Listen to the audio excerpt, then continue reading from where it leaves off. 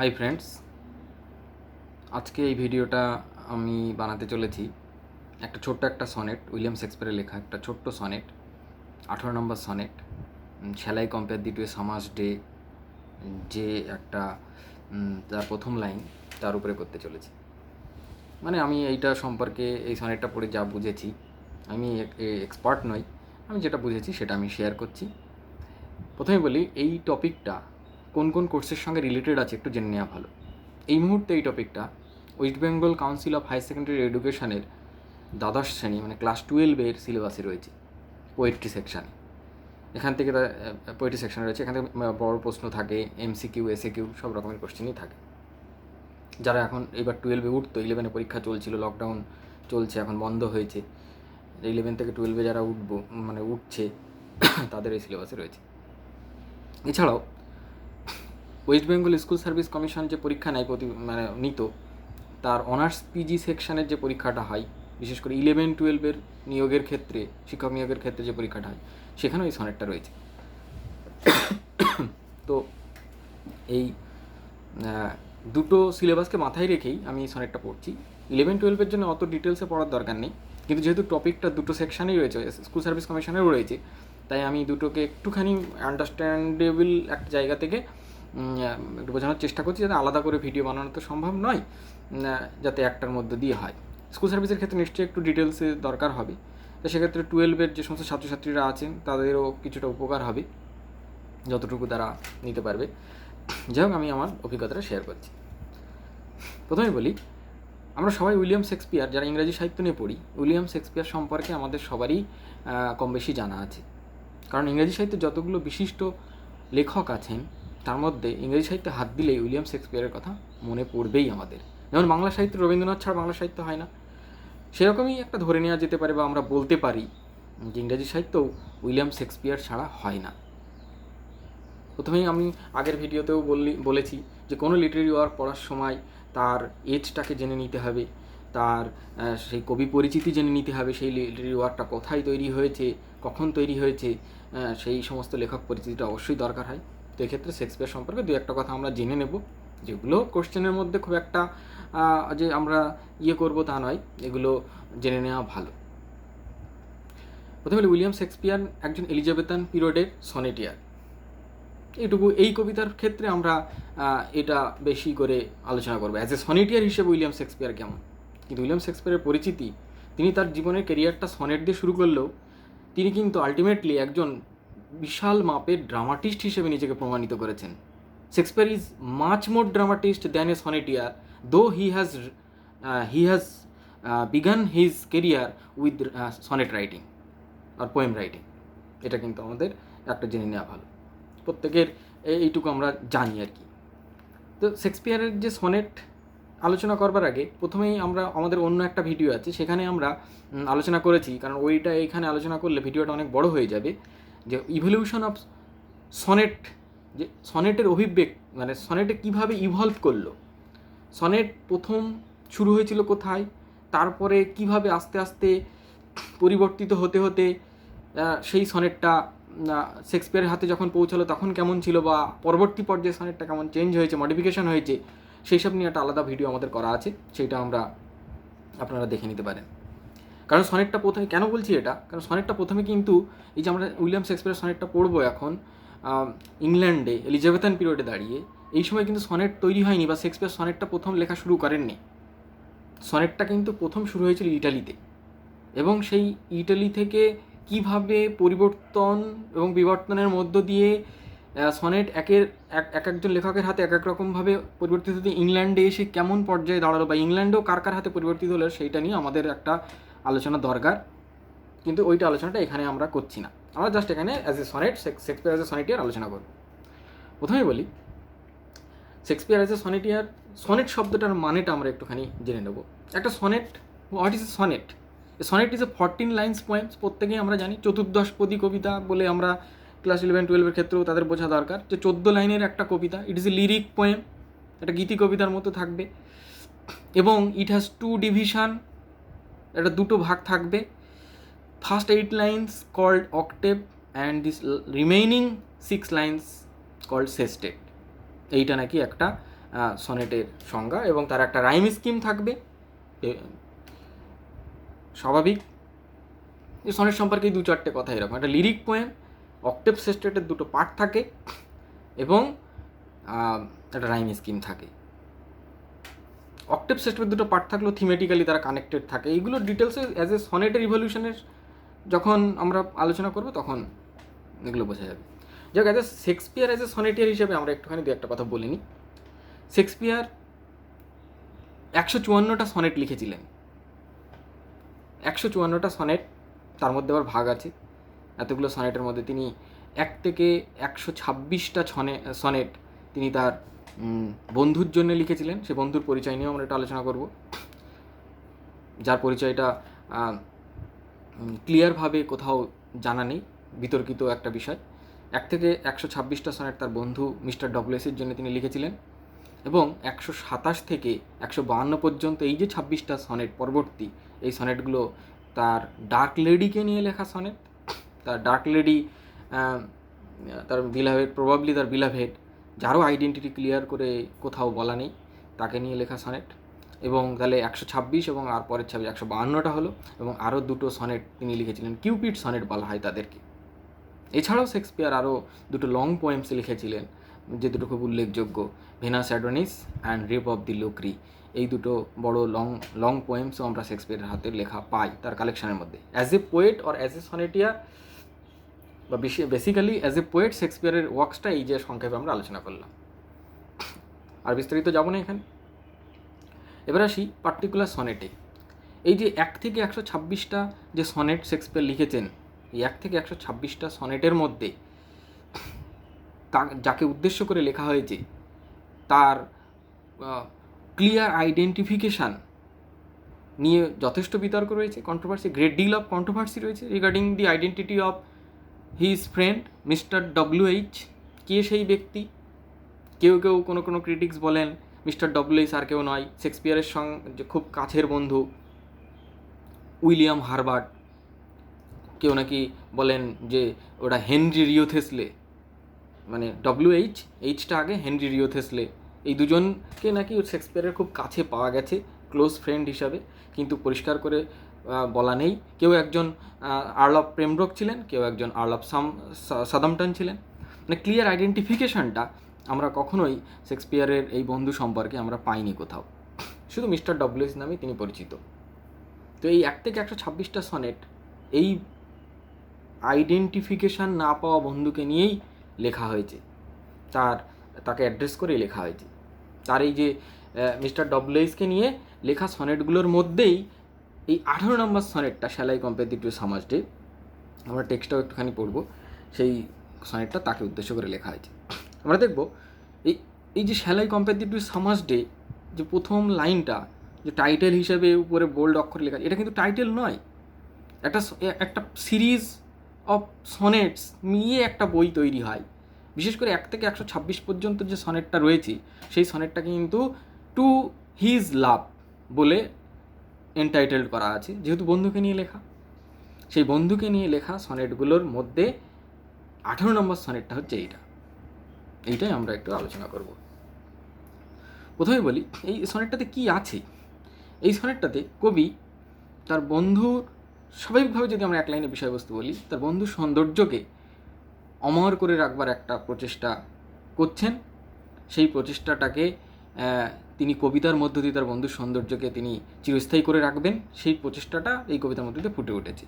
কবি এটা বলেছেন যে প্রকৃতির সৌন্দর্য একসময় সামার, বিশেষ করে গ্রীষ্মের সৌন্দর্য ধ্বংস হয়ে যায়, ক্ষণস্থায়ী, কিন্তু তার বন্ধু নাকি চিরস্থায়ী হয়ে থাকবে তার সৌন্দর্য নিয়ে। এইরকম একটা ইন্সপিরেটরি পোয়েম কবিতার মধ্য দিয়ে তার বন্ধুর সৌন্দর্যকে অমর করে রাখবেন, এইটা আলোচনা করবেন। আমরা দেখব সেই কীভাবে তিনি সেইটাকে বর্ণনা করছেন। আরেকটা কথা বলে রাখি, একটা সনেট যখন তিনি লিখছেন এখানে, সেই সনেটের যে পার্ট থেকে তিনি নিয়েছেন 1 থেকে 126টা, আমরা আগের সনেটগুলো পড়লাম না, 1 থেকে 17টা, 18টা পড়ছি। তাহলে 1 থেকে 17 পর্যন্ত সনেটের একটা বিষয়বস্তু এক লাইনে জেনে রাখি, যে 1 থেকে 17 পর্যন্ত যতগুলো সনেট আছে কবি যেগুলো প্রেজেন্ট করেছেন, সেখানে আমরা দেখতে পাচ্ছি যে কবি ওই সনেটগুলোতে যে স্পিকারকে প্রেজেন্ট করেছেন সেই স্পিকার বারবার এটাই দেখাচ্ছে তার যে বন্ধু খুব সুন্দর, সে নাকি unwilling to preserve his beauty in this mortal world. সে নাকি কোনো তার এই সৌন্দর্যের কোনো কপি এই পৃথিবীতে রেখে যেতে চান না, মানে তিনি বিয়ে করতে চান না, তার সন্তানদের মধ্যে তার বিভিন্ন ইনহেরিটেড কোয়ালিটি বা বিউটিগুলোকে ট্রান্সমিট করতে চান না। এরকম একটা পর্যায়ে কিন্তু স্পিকারের মধ্যে দিয়ে ফুটে উঠেছে। আর তিনি চান না। এই পার্টিকুলার সনেটটাতে শেক্সপিয়ার সেটাই চেষ্টা করছেন তার বন্ধুকে বোঝানোর জন্যে যে তুমি যেহেতু সুন্দর, তাহলে তোমার সৌন্দর্যকে পৃথিবীতে চিরস্থায়ী করতে হবে, এবং তার পদ্ধতিটা কী হবে সেটা এই সনেটে তিনি বর্ণনা করেছেন, কীভাবে তাকে চিরস্থায়ী করা যায় তার সৌন্দর্যকে। এখানেই বলি কিছু আলোচনা আমরা করি। এখানে প্রথম লাইনটার দিকে যদি আমরা একটুখানি তাকাই, প্রত্যেকের টেক্সটের দিকে তাকাই, shall I compare thee to a summer's day. প্রথম লাইনটাই হচ্ছে একটা a kind of interrogation, rhetorical interrogation. Rhetorical interrogation is the figures of speech in which some question is asked, some interrogation is made, and its answer itself lies in the sentence.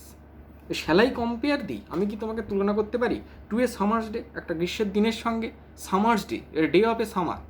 কেন সামারের ডের সঙ্গে তার বন্ধু সৌন্দর্যকে তিনি তুলনা করতে চান? কারণ summer is a beautiful season to a wintry country like England বা ইউরোপিয়ান কন্টিনেন্টে যে সমস্ত কান্ট্রিগুলো শীতপ্রধান দেশ, তাদের ক্ষেত্রে গ্রীষ্মকালটা একটা আরামদায়ক ঋতু। সুতরাং এবং গ্রীষ্মকালে বিভিন্ন রকম বিউটিফুল সিনারি, প্যানোরামা সেখানকার মানুষদেরকে খুব উদ্বুদ্ধ করে। তাই সামার একটা সৌন্দর্যময় জিনিস। তাই সৌন্দর্যময় জিনিসের সঙ্গে তার বন্ধুর সৌন্দর্যকে তুলনা তিনি করছেন না। করতে পারেন কি, একটা কোশ্চেন দিয়েছেন। কারণ কবির টার্গেটটা হচ্ছে এইটাই যে সামার একটা প্রকৃতির সৌন্দর্যের সঙ্গে তার বন্ধুর সৌন্দর্যকে বাই কন্ট্রাস্টে নিয়ে আসা। তার বন্ধুও সুন্দর, প্রকৃতিও সুন্দর, কিন্তু কে বেশি সুন্দর, হু ইজ সুপিরিয়র, সেইটা প্রমাণ করার জন্যে তিনি সামারকে বেছে নিয়েছেন। কারণ ওই উইন্ট্রি কান্ট্রিতে বা সামার, গ্রীষ্ম বা বসন্ত, এর উপরে সুন্দর জিনিস আর কোথাও মানুষের কাছে হতে পারে না। আর তার উপরে নাকি তার বন্ধুর সৌন্দর্য তিনি প্রমাণ করবেন। মানে অনেকটা এরকম যে কিটসের কবিতা যদি আমরা পড়ে থাকি, কিটসের ওড টু নাইটিঙ্গেল বা এই ধরনের কোনো কবিতাতে পড়ে থাকি, আমরা সেখানে দেখতে পাবো যে কিটস হিউম্যান বিউটিকে ছাপিয়ে ন্যাচারাল বিউটিকে তিনি গুরুত্ব দিয়েছিলেন তার কবিতাতে।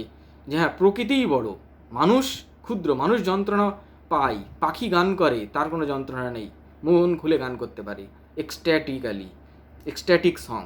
তাহলে সেই কিটস যেমন ন্যাচারাল বিউটিকে প্রাধান্য দিয়েছিলেন, এখানে যেন অনেকটা শেক্সপিয়ার কিটস পরে এসছে রোমান্টিক পিরিয়ডে, কিটসের ঠিক উল্টো কথাটা যেন এখানে রাখবার চেষ্টা করছেন যে হিউম্যান বিউটি নাকি সুপিরিয়ার, ন্যাচারাল বিউটি নাকি কখনো কখনো হেরে যায়। আমরা দেখব তাহলে শেক্সপিয়ার এখানে হিউম্যান বিউটিটাকে ন্যাচারাল বিউটির উপরে প্রেজেন্ট করবার চেষ্টা করছেন, আমরা সেটা দেখব। তাই তিনি প্রথমে কোশ্চেন করেছেন, কোশ্চেনের মধ্যে এটা বোঝাননি যে হ্যাঁ, কোশ্চেনের মধ্যে তিনি এটা বোঝাননি যে তার সামারের সঙ্গে তার বন্ধুর সৌন্দর্যকে তুলনা করে দিলাম, তুলনা করতে পারি কি। A kind of hesitation runs in the mind of the poet, যে whether it will be appropriate to compare his friend's beauty with the beauty of a summer day or not, whether it will be appropriate or not. তার উত্তরটা কিন্তু second লাইনেই আরও clear হয়ে গেছে। No, এটা একটা উজ্জ্ব রয়েছে, দেখো, নো, তুলনা করতে পারি না। দাও আর্ট মোর লাভলি, তুমি আরও সুন্দর, অ্যান্ড মোর টেম্পারেট, আরও মডারেট। দাও আর্ট মোর, দাও মানে তার বন্ধু। আচ্ছা, এখানে বলাই ভালো, এমসিকিউ কোশ্চেনের ক্ষেত্রে এসএসসিতে যে দি, দাও এই শব্দগুলো ইউজ করা হচ্ছে, এখানে কিন্তু এ কাইন্ড অফ এলিভেশন দেওয়া হয়েছে, একটা ডিগনিটি প্রদান করা হয়েছে তার বন্ধুকে। এবং এই ধরনের শব্দগুলো বিশেষ করে আমরা ওডেও পেতাম, ওডে আর elevation, a kind of elevation তৈরি করা হয় ওখানে। আর বন্ধুকে যেহেতু সামারের সঙ্গে তার সৌন্দর্যের তুলনা হচ্ছে, সামার একটা অতুলনীয় জিনিস, অত সুন্দর, আর বন্ধুকে তারও উপরে প্রেজেন্ট করতে হবে, তাই এই ধরনের বিবলিক্যাল ওয়ার্ডগুলোকে প্রেজেন্ট করে দি ডিগনিটি অফ হিজ ফ্রেন্ডটাকে প্রকাশ করা হয়েছে। এমসিকিউর ক্ষেত্রে মনে রাখতে হবে, যেখানে আমরা কোশ্চেন প্র্যাকটিস সলভ করবো, যখন প্র্যাকটিস সেট দেবো, আলোচনা করবো, তখন দেখবো এই কোশ্চেনগুলো এমসিকিউতে এসএসসিতে থাকবে। এবং ক্লাস 12-এও এমসিকিউ থাকে যেখানে, সেখানেও কিন্তু এই কোশ্চেনগুলো কম বেশি প্র্যাকটিস করা ভালো, জেনে রাখা ভালো। বলছে the word more lovely and more temperate, তুমি আরও সুন্দর এবং আরও বেশি মডারেট। টেম্পারেট মানে changeable, the word temperate means changeable, মানে কোনো একটা জিনিস এখন সুন্দর আছে, সেই সুন্দরটা কিছুক্ষণ পরে পরিবর্তন হবে, কিন্তু পরিবর্তনে খারাপ হবে না এক্ষেত্রে, বন্ধুর ক্ষেত্রে আরও ভালো হবে। Temperate always changeable, always modification হয়, মডিফিকেশান হয়ে এটা হয় না যে ডিগ্রেডেশন হয়, প্রমোশন হয় বা আরও হায়ার লেভেলে যায়, তাই টেম্পারেট শব্দটাকে তিনি ইউজ করেছেন। আচ্ছা, তাহলে তিনি এত বড় একটা কথা বলেছেন, সামারের থেকে তার বন্ধু এইরকম, তাহলে সামারের ফলটা কোথায় সেটা নিয়ে একটু আলোচনা করছেন তার পরবর্তী লাইনগুলোতে। বলছে rough winds do shake the darling birds of May and summer's lease hath all too short a date. এবার তিনি বলতে থাকলেন যে সামারের কি কি মানে অসুবিধে, ব্লেমিশেস আছে। কি আমরা দেখছি, রাফ উইন্ডস, স্টর্মি উইন্ডস, সামারের সময় যে সমস্ত ঝড় বাতাস হয়, এগুলোতে কি হয় যে darling birds of May, actually summer সিজনটা কখন হয়, এপ্রিল মে বা মে জুন বা এপ্রিল মে এরকম একটা সিজন, সেই রকম একটা ঋতুতে বিভিন্ন রকমের ফুলের কুড়ি ফোটে, একটা এনজয়েবল সিজন। কিন্তু কি হয় তখন, যখন ঝোড়ো বাতাস ওঠে, প্রবল বাতাস হয়, তখন ওই ছোটো ছোটো কুড়িগুলো বা ওই ফুলগুলো তাদের পরিপক্কতা হবার আগেই, before maturation, before expressing their beauty to the maximum level, they have to fallen down, তারা পড়ে যায় ঝোড়ো বাতাসে। তাহলে এটা কি, রাফ উইন্ডস মানে ওই গ্রীষ্মেরই আর একটা পার্ট অফ নেচার, সেই সামারের করে দিল, সামারের সৌন্দর্যটাকে নষ্ট করে দিল, তার সৌন্দর্যটা থাকলো না। এবং শুধু তাই নয়, একটা সামার্স লিজ মানে ডিউরেশন, স্থায়িত্ব, had all too short a date, সেটাও ক্ষণস্থায়ী। এমসিকিউর ক্ষেত্রে লিজ শব্দটা নিয়ে অনেক কোশ্চেন হয়। Lease duration a legal term, a kind of legal term. Lease এই পুকুর লিজ নেওয়া, জমি লিজ নেওয়া, এটা একটা লিগাল টার্ম। সামারেও নাকি এইরকম লিগালিটি আছে যে তুমি এই 2-3 মাসের বেশি তুমি থাকতে পারবে না। This is the limitation of the season summer. তাহলে সামার এত সুন্দর হওয়া সত্ত্বেও সামারের মধ্যে কিন্তু এইরকম লিমিটেশন রয়েছে। অনেক এমসিকিউ কোশ্চেন এখানে সেট করা যেতে পারে, সেগুলো পরে আলোচনা করা যাবে, নাহলে ভিডিও এক্সটেন্ড হয়ে যাবে বেশি। বলছে শুধু তাই নয়, sometime too hot the eye of heaven shines, কখনো কখনো আই অফ হেভেন মানে সূর্য, আই অফ হেভেন, এটাও কিন্তু kind of figures of speech, এটা নিয়ে আলোচনা করা দরকার। পেরিফ্রেসিস বলা হয়, আই অফ হেভেন স্বর্গের চোখ মানে সূর্যকে বোঝানো হয়েছে। It is a periphrasis is a figure of speech in which something is expressed in a round about way instead of saying it directly. তো এখানে আই অফ হেভেন ডাইরেক্ট সানকে না বলে রাউন্ড অ্যাবাউট ওয়েতে বলা হয়েছে। ঠিক একই রকম একটা ফিগার্স অফ স্পিচ আছে যাকে ইউফেমিজম বলা হয়। সেখানে কি হয়, সেখানেও রাউন্ড অ্যাবাউট ওয়েতে বলা হয়, বাট কোনো একটা খারাপ কথাকে ঘুরিয়ে ভালো করে বলা হয়। কোনো হার্শ এবং রাফ কথাকে মাইল্ড অ্যান্ড জেন্টেল ওয়েতে বলা হয়, সেটাও ইউফেমিজম, সেটাও রাউন্ড অ্যাবাউটে বলা হয়। কিন্তু পেরিফ্রেসিস আর ইউফেমিজমের পার্থক্য কোথায়? পেরিফ্রেসিসে যেটা ঘুরিয়ে বলা হয়, ভালো কথাকে আরও ভালোভাবে বলা হয়, আর ইউফেমিজমে কোনো রাফ অ্যান্ড হার্শ ভয়েসকে মাইল্ড অ্যান্ড জেন্টেল ওয়েতে বলা হয়। এটা পরে আরও আলোচনা করা যাবে। যাই হোক, কখনো কখনো কি সূর্য প্রচণ্ড কিরণ দেয়, eye of heaven too hot, sometime too hot. ঠিকই, সামারের প্রত্যেকটা দিনের তাপমাত্রা একই রকম থাকে না, কখনো বেশি কখনো কম থাকে, আমরা দেখেছি। সেই জন্যে টু হট বলেছেন। তাহলে এটাও একটা, যেদিন বেশি গরম পড়ছে সেদিন অস্বস্তি হচ্ছে। সৌন্দর্য অবশ্যই সামার একটা বিউটিফুল সিজন, কিন্তু তার মধ্যে প্রচণ্ড গরম পড়লে সেটাও একটা অসুবিধা। তাহলে এটাও একটা সামারের সৌন্দর্যের মধ্যে একটা ব্লেমিশ, কলঙ্ক বলা যায়। কবি মনে করছেন এটা সব imagination of the poet. And sometime and often is his gold complexion dimmed, এবং কখনো কখনো তার ওই গোল্ড কমপ্লেক্সিয়ান, তার ওই সোনালি মুখ, মানে ওই যে সামারের যে একটা গোল্ডেন কালার, মানে একটা ওই যে গোল্ড কমপ্লেক্সিয়ান, গোল্ড ফেস, একটা ব্রাইট ফেস সামারের, সেইটা কখনো কখনো ডিমড হয়ে যায়, ম্লান হয়ে যায়। কেন ম্লান হয়ে যায়? যখন আকাশে মেঘ থাকে, আকাশ যখন পরিষ্কার তখন কিরণ দিচ্ছে, সূর্য গোল্ড হয়েছে, গোল্ড কমপ্লেক্সিয়ান, দেখতে ভালো লাগছে, ব্রাইট, এটা আলো। কিন্তু যখন মেঘলা আকাশ থাকে তখন কিন্তু সেই সূর্যের আলোটা আমাদের খুব একটা মানে আকাশ, সেই চিত্রটা আমাদের বিমর্ষ করে দেবে। মেঘলা দিনে মনটা কেমন বিমর্ষ হয়ে যায়, তাহলে ডিমড হয়ে যাচ্ছে। এটাও একটা সামারের সৌন্দর্যের মধ্যে আমরা দেখতে পেলাম ব্লেমিশেস। তাহলে এখানে কবি কী বলতে চাইলেন? এখানে কবি বলতে চাইলেন what the poet wants to say hair is that in the beauty of summer there is fluctuation of the beauty কখনো ভালো কখনো খারাপ, এই সুন্দর জিনিস আছে, এই সুন্দর জিনিস কখনো কখনো ভালো কখনো খারাপ, এই যে ফ্লাকচুয়েশন আছে সামারের সামার এত ভালো একটা সিজন হওয়া সত্ত্বেও সামারের সৌন্দর্যের মধ্যে ওঠানামা আছে, চেঞ্জ আছে। এই জন্য সামারের সৌন্দর্য সঙ্গে তার বন্ধু সৌন্দর্যকে তিনি তুলনা করতে চান না। আরও কিছু কারণ তিনি এখানে লজিক দেখিয়েছেন। দেখা যাক পরের লাইনটা কি। আমরা কবিতার সনেটের স্টাইলিস্টিক ব্যাপারগুলো পরে আলোচনা করবো, আগে থিমেটিক্যালি দেখি। বলছে and every fair from fair, পরের line, and every fair from fair sometime declines. Every fair মানে প্রত্যেকটা, ফেয়ার মানে বিউটি, ফ্রম ফেয়ার এই পরের ফেয়ার মানে হচ্ছে বিউটিফুল অবজেক্ট। একই রকম শব্দ, একই শব্দ বা একই সাউন্ড দু জায়গায় ভিন্ন রকম মিনিংয়ে ব্যবহার করা হয়েছে, কাইন্ড অফ পান তৈরি করা হয়েছে এখানে।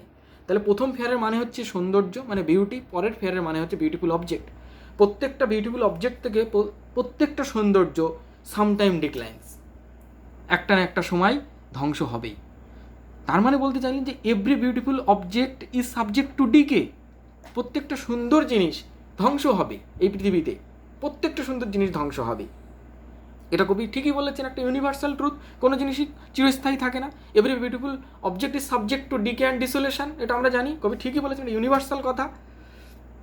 কিন্তু এই পর্যন্ত দেখো আমরা পেলাম কি সম্ভবত অক্টেভ, 1 2 3 4 5 6 7 8 অক্টেভ পেয়ে গেলাম, মানে 8 লাইন কমপ্লিট। সেস্টেট স্টাইলিস্টিক আলোচনা পরে হবে যদি ভিডিও বড় না হয়। বলছে বাট কিন্তু দ্য ইটার্নাল সামার, সেস্টেট শুরু হয়েছে, কিন্তু the eternal summer shall not fade. তোমার ইটার্নাল চিরন্তন সামার মানে বিউটি, ওই যে সামার বিউটিফুল সিজন, ওই সামারকে এখানে বিউটি হিসেবে প্রেজেন্ট করা হয়েছে। The eternal summer shall not fade, কখনো ম্লান হবে না। প্রথমেই বলি অক্টেভ যেই শেষ হয়েছে, যেই সেস্টেট শুরু হয়েছে, হঠাৎ করে কিন্তু আমরা একটা টান বুঝতে পেরেছি। এতক্ষণ পর্যন্ত দি poet is speaking about the fluctuation in the midst of beauty of summer, but when octave ends and sestet starts, the sestet starts with the word but, that a mode of change। কবি এখন আর সামারের কথা নাই, এতক্ষণ সামারের logic দিয়ে সামারের সর্বনাশ বা সামারের ব্লেমিশের কথা তার বলা হয়ে গেছে। তিনি এখন তার বন্ধুর সৌন্দর্যে যে সুপিরিয়ার সেটা প্রমাণ করার জন্য চলে এসেছেন, বন্ধুর কথা বলবেন, তাই তিনি মোডটাকে চেঞ্জ করেছেন। তাই বাট কিন্তু তোমার এই মোড অফ চেঞ্জ, এই টোনটাও যেন চেঞ্জ হয়ে যাচ্ছে, যে but thy eternal summer shall not fade, তোমার ইটার্নাল সামার কখনো ফেড হবে না। Nor lose possession of that fair, তুমি কখনো হারাবে না তোমার ওই সৌন্দর্য। দ্য ওয়েস্ট, যেটা তুমি পেয়েছো, কবির বন্ধু যে সৌন্দর্য পেয়েছে বাই বার্থ, ইনহেরিট হয়েছে তার মধ্যে, সেই সৌন্দর্য নাকি কখনো তাকে হারাতে হবে না। কিন্তু সামারের সৌন্দর্য হারিয়েছিল, তিনি দেখিয়েছেন লজিক্যালি, সিজনটার লিজ কম, ডিউরেশন কম, তার রাফ উইন্ডস তার সৌন্দর্যকে কেড়ে নিয়ে যায়, darling birds of May, beautiful roses ফ্লাওয়ার্সগুলোকে কেড়ে নিয়ে চলে যাচ্ছে, নানা রকমভাবে দেখিয়েছেন। এবং সামারের কখনো ব্রাইট সান, কখনো মেঘলা আকাশ, ক্লাউডি স্কাই, সব দেখিয়েছেন, সৌন্দর্যের মধ্যে ফ্লাকচুয়েশন দেখিয়েছেন। কিন্তু তুমি তোমার চিরন্তন সৌন্দর্য নিয়ে থাকবে, বন্ধুকে বলছে, তোমার সৌন্দর্যের কখনো ফ্লাকচুয়েশন নেই। এবং নর শাল ডেথ ব্রাগ, মৃত্যু এসে কখনো অহংকার প্রকাশ করতে পারবে না। ব্রাগ এক্সপ্রেসিং প্রাউড, মৃত্যু, ডেথের ডি বড় হাতের ক্যাপিটাল, এমসিকিউ কোয়েশ্চেনের জন্য খুব ইম্পর্টেন্ট। ডেথকে পার্সনিফাই করা হয়েছে, এবং ডেথ তো এমন একটা জিনিস, তার অহংকার করা শোভা পায়। মৃত্যু যখন আসে সবাইকে যেতে হয়, কিন্তু তোমাকে যেতে হবে না। মৃত্যু এসে, death is powerless to you, তোমাকে নিয়ে যেতে পারবে না, তোমাকে মানে তোমার সৌন্দর্যকে নিয়ে যেতে পারবে না, অহংকার প্রকাশ করতে পারবে না। Death brag the wanderest in his shade, মৃত্যু যখন আসবে তার ছায়ার মধ্যে, তার সেই রেঞ্জের মধ্যে তোমাকে টানতে পারবে না। যে মৃত্যু সবাইকে টেনে নিয়ে যায়, কোনো এক্সকিউজ হয় না, তোমাকে পারবে না। কারণ when in eternal lines to time thou growest, কারণ তুমি ইটার্নাল লাইন্সের মধ্যে সময়ের সাথে সাথে তুমি বেড়ে উঠবে। এখানেই বলি অনেক লাইনের অনেক এক্সপ্রেশন, অনেক মিনিং হয়, সেগুলোর ডিটেলস বলতে গেলে ভিডিও অনেক বড় হবে, এবং 11-12 ক্ষেত্রে অতটা প্রয়োজন হবে না। স্কুল সার্ভিসের ক্ষেত্রে কারোর যদি কোনো প্রশ্ন থাকে অবশ্যই এক্সপ্রেশনগুলো নিয়ে আলাদাভাবে আলোচনা করতে হয়, কারণ একটা লাইনের এক্সপ্রেশন অনেক বড় হতে পারে, সেগুলো নিয়ে আলোচনা করা যাবে। যদি কারো কোনো প্রশ্ন থাকে কমেন্ট বক্সে কোশ্চেন লিখবেন, আলোচনা এক্সপ্রেশন করা যাবে। বলছে হোয়েন ইন ইটার্নাল লাইন্স দুই একটা কথা একটু বলে দিই। ইটার্নাল লাইন্স কি? ইটার্নাল লাইন্স বলতে এটা বোঝানো হয়েছে দি ইনফাইনাইট টাইম, সব কিছু সময়ের সাথে সাথে ধ্বংস হয়ে যায়, কিন্তু কবির বন্ধুর সৌন্দর্য ধ্বংস হবে না। ইনফাইনাইট টাইম, কোনো লিমিটেশান নেই, এটা একটা মিনিং হতে পারে ইটার্নাল টাইমসের। আর এক ইটার্নাল লাইন্সের একটা মিনিং হতে পারে দি লাইন্স অফ পোয়েট্রি, যার মধ্য দিয়ে কবি তার বন্ধুর সৌন্দর্যকে চিরন্তন করে রেখে যাবেন। কবির বন্ধুর সৌন্দর্যকে কবিতার মধ্য দিয়ে চিরস্থায়ী করে রেখে যাবেন। এই যে লাইন্স অফ পোয়েট্রি, এইগুলো পোয়েট্রির ধ্বংস হবে না, তাই পোয়েট্রির লাইন্সগুলো ইটার্নাল হয়ে থাকবে। যখন কবি থাকবে না, কবির বন্ধু থাকবে না, কিন্তু ভবিষ্যৎ প্রজন্মের পাঠক থাকবে, তারা সে লাইনগুলো পড়তে পারবে। কবিতার ধ্বংস হয় না, এরকম একটা মিনিং দিতে চেয়েছেন। ইটার্নাল লাইন্সের মিনিংটা ওখানেও কিন্তু আছে। সবসময় আমরা মনে রাখবো এমসিকিউ কোশ্চেনের ক্ষেত্রে, বিশেষ করে স্কুল সার্ভিস কমিশনের, যে একটা কনোটেটেড মিনিং হয় আর সিম্বলিক্যাল বা ইমপ্লয়েড মিনিং হয়। ইমপ্লয়েড মিনিংগুলো ভালো করে জানা দরকার, কারণ এমসিকিউ কোশ্চেন লেভেলটা ওরকম হতে পারে। পরে আলোচনা করা যাবে ওগুলো। বলছি কি বলছে, ইটার্নাল লাইন্স দ্য গ্রোয়েস্ট, সময়ের সাথে সাথে তুমি বেড়ে উঠবে। So long as men can breathe or eyes can see, যতক্ষণ মানুষ শ্বাস প্রশ্বাস নেবে অথবা যতক্ষণ মানুষ চোখে দেখতে পাবে, মানুষ বেঁচে থাকবে। ব্রিদিং হবে মানুষের, breathe in and breathe out, মানে জীব জগৎ থাকবে যতদিন, মানুষ বেঁচে থাকবে। চোখ দিয়ে যতদিন এবং বেঁচে থাকলেই হবে না, চোখ দিয়ে কবিতাগুলো পড়তে হবে। আইস ক্যান সি, ভিজুয়ালাইজেশন হবে। সো লং লিভস দিস, ততদিন পর্যন্ত দিস ইটার্নাল লাইন্স মানে পোয়েট্রি মানে ভার্স বেঁচে থাকবে। এবং এই কবিতার মধ্য দিয়ে তুমি this gives life to the, এবং এই কবিতার মধ্যেই তোমাকে নতুন জীবন তুমি পাবে। তুমি মরে যাবে, আমি মরে যাব, প্রত্যেকটা মানুষ একদিন না একদিন চলে যাবে, কিন্তু তা সত্ত্বেও কবিতা বেঁচে থাকবে, কারণ পোয়েট্রির ধ্বংস হয় না, পোয়েট্রি কখনো বিনাশ হবে না। এবং পোয়েট্রির ওই লাইনের মধ্য দিয়ে, এই সনেটের যে লাইনগুলো, আমি তার মধ্যে তোমার সৌন্দর্যের এই অপরূপ বর্ণনা যেটা দিলাম, ভবিষ্যৎ রিডাররা যখন পড়বে তোমার কথা ভাববে এবং তোমার সৌন্দর্য আবার চিরন্তন হয়ে যাবে। একটা ইউনিভার্সাল ওয়েতে, ইমাজিনেটিভ ওয়েতে কবি একটা প্রমাণ করার চেষ্টা করেছেন, এবং তার বন্ধুকে একটা আশ্বস্ত করলেন, তুমি এত একটা সুন্দর, তোমার এরকম একটা সুন্দর অসাধারণ সৌন্দর্য, সেটাকে চিরস্থায়ী করে দিলাম আমি কবিতার মধ্য দিয়ে, এরকম একটা প্রমাণ করার চেষ্টা করছে। যাই হোক, এবার দু একটা কথা বলে নিই। সেটা কি, যে এই কবিতায় কবি কী প্রমাণ করলেন? কবিতাতে দুটো জিনিস, একটা কনফ্লিক্ট রান করেছে। সেটা হচ্ছে ডেথ বা টাইম সবসময় সব কিছুকে গ্রাস করে, কিন্তু ডেথ বা টাইম কাকে গ্রাস করতে পারছে না? বিউটিকে গ্রাস করতে পারছে না কবির বন্ধুর। কেন? পোয়েট্রির মাধ্যমে তিনি তাকে ইটার্নাইজ করেছেন। তারপরে সেই শেক্সপিয়ারের যে অন্যান্য সনেট বা এলিজাবেথের অন্যান্য সনেটিয়াররা, বিশেষ করে স্পেন্সারের নাম বলি, love and time conflict, death and love conflict, সেইটাও কিন্তু আমরা এখানে দেখতে পাচ্ছি। যে ভালোবাসা, কবি তার বন্ধুর প্রতি তার ভালোবাসাকে তিনি জয় করে রাখলেন, ডেথ বা টাইম সেটাকে কনকোয়ার করতে পারলো না, এইটা কিন্তু আমরা দেখলাম।